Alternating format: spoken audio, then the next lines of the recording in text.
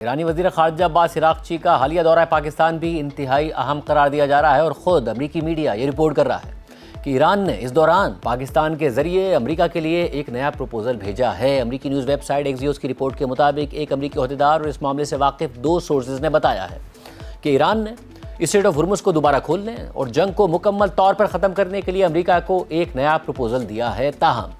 جوہری معاملات پر بات چیت کو مذاکرات کے اگلے مراحل تک مؤخر کر دیا گیا ہے۔ یہ بات اس لیے اہم ہے کیونکہ سفارتکاری اس وقت اسٹیل میٹ کا شکار ہے اور ایرانی قیادت اس بات پر منقسم ہے کہ کون سی جوہری رعایتیں پیش کی جائیں۔ ایسے میں ایران کا یہ نیا پروپوزل اس مسئلے کو بائی پاس کرتے ہوئے کسی فوری معاہدے کی راہ ہموار کر سکتا ہے، لیکن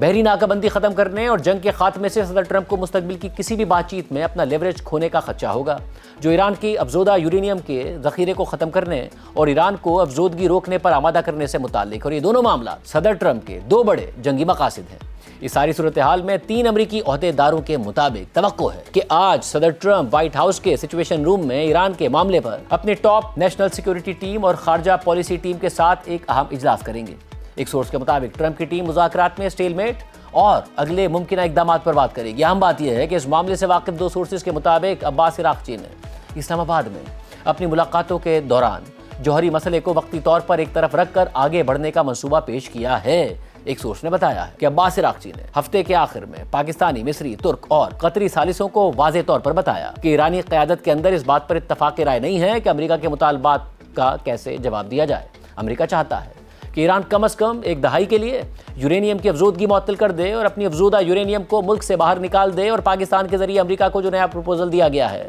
اس میں سب سے پہلے اسٹریٹ آف ہرمز کے بحران اور امریکی ناکہ بندی کے مسئلے کو حل کرنے پر توجہ مرکوز رکھی گئی ہے،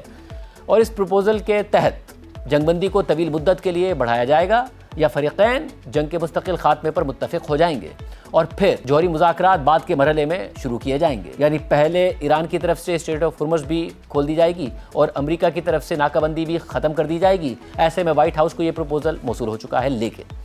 یہ واضح نہیں ہے کہ امریکہ اس پر غور کرنے کے لیے تیار بھی ہے یا نہیں ہے۔ وائٹ ہاؤس کی ترجمان اولیویا ویلز کے مطابق یہ حساس سفارتی بات چیت ہے اور امریکہ میڈیا کے ذریعے مذاکرات نہیں کرے گا، جبکہ برطانوی خبر رساں ادارے رائٹرز نے اس حوالے سے لکھا ہے کہ پاکستانی سورسز کے مطابق امریکہ اور ایران کے درمیان اختلافات کم کرنے کی کوششیں